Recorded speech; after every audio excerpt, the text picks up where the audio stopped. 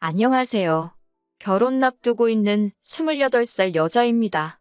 결혼 준비하면서 파혼하는 커플이 많다는데 제가 딱 그 꼴이네요. 솔직히 저희 집도 형편이 그렇게 여유로운 편은 아니지만 예비신랑 집도 저희 집과 비교했을 때 엄청 잘 산다 할 만한 상황도 아닙니다.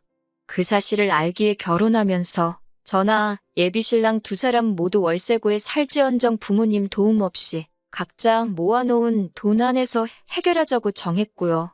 저나 남자친구나 둘 다 회사 다니는 직장인입니다. 결혼 후에 두 사람 벌이 합치면 한 달에 450만 원 조금 넘게 모여요. 남자친구와는 동갑내기 커플이고 남자친구는 군대 다녀온 기간도 있고 한데다가 취직도 늦은 편이라서 아직 직급이 낮아 월급이 많이 낮은 편입니다. 그래도 지역에서 꽤나 유명한 회사의 안정적인 직군이기에 크게 걱정되지는 않았어요. 성장 가능성도 좋았고요. 그나마 다행인 건 저희 사는 곳이 서울이 아니다 보니 집값이 그렇게 세지는 않은 편입니다. 모아둔 돈이 둘 다 그닥 많은 편은 아니다 보니 알아보는 것 중에서도 가장 힘든 게 신혼집을 알아보는 일이었어요. 그래도 알아보니 신혼부부를 위한 전세대출 제도도 있고 저희 회사에서도 은행보다 좀 더 좋은 이율로 대출을 해주는 복지제도도 있어서 그래도 집 구하는 게 아예 못할 일이라는 생각이 들지는 않았습니다. 인생에 한 번뿐인 결혼식인데 너무 아끼는 건 아닌 것 같아서 호텔에서 하는 초호화 결혼식은 아니지만 추억 속에 잘 간직하기 위해서 최대한 좋게 하고 싶어 발품 손품 팔아가면서 이리저리 알아보고 있던 와중이었습니다. 예비 시어머니하고 한 번 식사 자리를 가진 적이 있는데 아파트 알아보느라 요즘 너무 힘들다는 식으로 말을 하셨어요. 남자친구와 이미 반반 결혼 이야기가 되어 있는데 갑자기 집을 알아보고 계신다는 말에 깜짝 놀랐습니다. 저도 저지만 남자친구도 금시초문인 듯한 반응이었어요. 안 그래도 제가 받았던 아파트가 있어서 남자친구한테 그 집을 말씀드려볼까 했습니다. 그랬더니 남자친구는 엄마가 아파트를 해주신다는 것만 해도 감지덕지인 상황이고 직접 발품까지 팔아가며 알아보시는 중인데 우리가 감나라 배나라 하면서 위치가 어디면 좋겠고 평수가 얼마나면 좋겠다 그런 말 할 처지가 아닌 거 알지 않느냐고 일침하더라고요. 그냥 어디가 되었든 간에 구해주시는 집에서 불만 없이 잘 살자고 그리고 돈 더 모아나와서 좋은 집으로 이사가자고 이야기까지 했습니다. 구축이면 구축인 대로 저희 쪽에서 리모델링하고 인테리어를 싹 하면 되겠다 싶었고요. 그런데 제가 모아놓은 돈이 2천만 원이고 그 돈으로 혼수하고 결혼식 비용하고 하면 리모델링은커녕 벽지도 새로 못 바르겠더라고요. 제가 모은 돈이 적은 거 알고 있습니다. 그런데 남자친구는 저보다 더 적어요. 취직이 늦은 만큼 돈도 천천히 모일 테니 그 부분은 크게 신경 쓰지 않았습니다. 이 이야기를 부모님께 했더니 집을 해주시는데 우리도 손 안 대고 코 풀 수는 없다고 하시며 적금 같은 거 중도해지까지 해가시면서 어떻게 3천만 원을 만들어주셨습니다. 그래도 5천 정도면 어디 남부끄러울 정도로 못해가는 건 아니라고 생각했어요. 저희 지역 구축 20평대 아파트가 1억 정도 하거든요. 게다가 저는 직업 특성상 자가용이 필요해서 차도 가지고 있으니 얼추 비슷하게 해가는 거나 마찬가지였으니까요. 모아둔 돈도 별로 없으면서 결혼 생각한 것부터 잘못이라고 하면 잘못이겠지만 너는 얼마 있고 나는 얼마 있고 조건 맞추면서 이리저리 재는 것도 싫었고 남자친구나 저나 모아놓은 돈 크게 없으니 차라리 남들보다 빨리 시작해서 아껴가며 빨리 자리 잡는 것도 방법 중에 하나라고 생각했어요.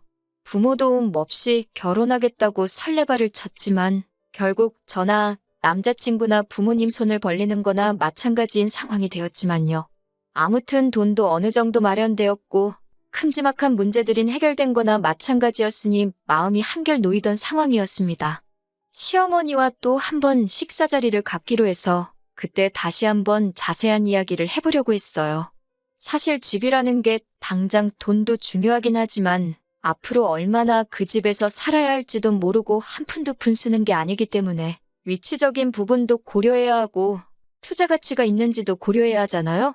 그런데 도통 남자친구 어머니 쪽에서 집을 알아보고만 있다고 하시지 그 내용을 남자친구한테 말해주시는 것도 아니고 비밀로만 하고 계시니 조금 자세하게 이야기를 나누어 봐야겠다고 생각했거든요. 식사 자리에서 타이밍 봐서 어머님께 집 알아보시는 건 어떻게 되어 가시냐 물었습니다. 말을 안 해주시는 게 별다른 이유가 있을 수도 있겠다 싶어서 물어보는데도 조심스러울 수밖에 없었지요. 그런데 어머님께서는 집은 이미 계약했고 몇 달 뒤에 잔금만 치르면 된다고 대수롭지 않게 대답하셨어요. 이렇게 쉬울 건 뭐 어려운 이야기라고 그동안 꺼내지 못했나 싶었습니다. 집 구해주시는 거 정말 뼈에 사무칠 정도로 감사한 일이지만 그래도 계약 전에 왜 저희한테 한 번도 말씀을 안 해주셨는지 그 집을 보여주지 않으셨는지 궁금했습니다. 이왕 대답해주신 거 궁금했던 건 다 물어봐야겠다는 생각이 들더라고요. 저나 남자친구나 둘 다 직장 다니는 회사원이고 그러니 출퇴근 거리도 생각해봐야 했어서 가장 궁금했던 걸 먼저 물어보기로 했습니다. 어디 아파트를 구하셨는지 말이죠. 어머님이 대답해주신 아파트는 남자친구나 저 다니는 회사에서 엄청나게 멀리 떨어져 있는 곳에 위치한 곳이었습니다. 심지어 주변에 마땅한 대중교통도 없는 걸로 알고 있고 주변 또한 많이 낙후되어 있는 아파트였어요. 저희가 모르는 재개발 호재라든지 투자 정보가 있는가 싶어서 아파트에 대해 자세하게 물어봤습니다. 34평 아파트이고 시세는 2억 5천 정도 된다고 하시더라고요. 아버님이 은퇴하시고 따로 직장도 없으시고 어머님 혼자 식당일 하시면서 외벌이를 하시는 상황이었는데 모아둔 돈 조금에 30년 만기로 대출을 풀로 땡기셨다고 하시는데 그럼 대충 계산해도 이자만 한 달에 돈 100만 원씩은 나가겠다는 계산이 서더라고요. 어머님 혼자 벌이로는 대출금 내고 나면 생활비 감당도 안 되시는 거 아닌가 하는 생각이 들고 그때부터 점점 안 좋은 촉이 들기 시작했어요. 사실 남자친구와 제가 다니는 회사 근처에도 신혼부부 살만한 작은 평수 아파트가 훨씬 더 좋은 가격으로 나와 있는 매물이 많았거든요. 집 구해주시는 거 감사한 일이지만 아직 잔금 안 치렀다고 하시니 말씀드린다고 차라리 위약금 얼마를 내고 평수를 줄여서 저나 남자친구가 봐놓은 아파트로 다시 구해주시는 게 훨씬 경제적이지 않겠냐고 조심히 말씀드렸지요. 그런데 어머님께서는 너네 도대체 뭔 소리를 하는 거냐 하는 식의 반응을 보이시더라고요. 대번에 그 집에서 왜 너네 둘만 산다고 생각하느냐고 하시는 겁니다. 그 말에 저는 벌써부터 머릿속이 새하얗게 변하더라고요. 알고 보니 저희 살 집을 구해주시는 게 아니라 시댁에 이사를 가는 거였습니다. 그런데 어머님도 저희가 같이 합가하는 걸로 생각하고 그렇게 말을 전하셨던 거죠. 34평 큰 평수의 방이 3개짜리라고 지내는데 불편할 게 뭐가 있겠냐고 하는데 100평짜리 아파트를 가져다 줘도 시작부터 시집살이 하고 싶어하는 사람이 어디 있겠어요? 게다가 남편 밑으로 여동생이 둘이나 있는데 신우 2명까지 끼고 시부모 모시고 살 생각은 없었습니다. 그래서 저도 그걸로 왈가왈부할 게 아니라 저희가 집을 알아봐 주신다기에 오해한 것 같다고 합가는 하지 않고 따로 나와 살겠다고 했습니다. 애초에 양가 지원받지 않고 결혼하기로 처음부터 이야기가 되어 있었으니 당초에 계획한 대로 둘이서 단칸방에서라도 월세부터 시작하는 한이 있더라도 우리들 힘으로 한번 해보겠다 말씀드렸습니다. 그러니 어머님께서는 얘 좀 보라고 하시면서 너 그렇게 돈 개념이 없는 애였냐고 꼬집기 시작하셨어요. 그러면서 하시는 말이 어차피 당신이랑 당신 남편 죽으면 그 집 너네 거 되는 건 시간 문제인데 뭐하러 달마다 월세까지 내가면서 얼굴도 모르는 생판남의 배를 불려줄 생각부터 하냐고 일부러 저희 생각해서 큰 평수 집으로 구한 거니 딴 생각하지 말고 그 집에 들어와서 살라고 하시더군요. 애초에 집을 알아봐 주신다 할 때부터 자세한 내용 말해주신 적 한 번 없었고 저희들 의사 또한 물어본 적 없었지 않느냐고 그 집에 들어가 살면 다른 건 몰라도 남자친구는 출퇴근하는 것부터가 문제가 될 거라고 대답했지요. 길에서만 하루에 왕복으로 2~3시간씩은 낭비할 텐데 그 집에서 같이 사는 건 아닌 것 같다고 대답했더니 너가 차를 들고 오는데 왜 출퇴근 걱정을 하냐면서 저 출근할 때 남편도 태워주고 퇴근할 때 태우고 하면 되는 것 아니냐입니다. 남자친구 직장이 출근 시간이 저보다 1시간 빠른데 그러면 제가 2시간 일찍 출근을 해야 한다고 하니 그러면 차를 남자친구 주고 제가 대중교통을 타고 다니면 되는 거 아니냐고 하시더군요. 그리고 자꾸 월세 이야기를 하면서 그렇게 월세집을 구해서 살고 싶으면 그 집에 들어와 살면서 월세 대신에 저희가 대출이자를 대신 갚아주면 그렇게 살고 싶은 월세집에서 사는 거 마찬가지 아니냐고 하면서 말도 안 되는 계산법으로 우기기 시작하셨어요. 그래서 그건 조금 아닌 것 같다고 솔직하게 말씀드렸어요. 지금 당장 정할 문제는 아닌 것 같다고. 저도 저희 부모님한테 빌려놓은 돈이 있으니 좀 더 이야기해보고 대답해드리겠다고 답변을 피했습니다. 그런데 남자친구가 그날 어머니한테 무슨 말을 더 들은 건지 며칠 뒤부터 자꾸 지 엄마 말이 틀린 게 없다면서 저를 설득하려고 하더라고요. 월세는 버리는 돈이나 마찬가지인데 왜 자꾸 월세집에서 살고 싶어 하느냐고. 우리가 대출금을 대신 갚는 것 같지만 결국에는 그 집이 우리 집이 되는 거 아니냐고 하더라고요.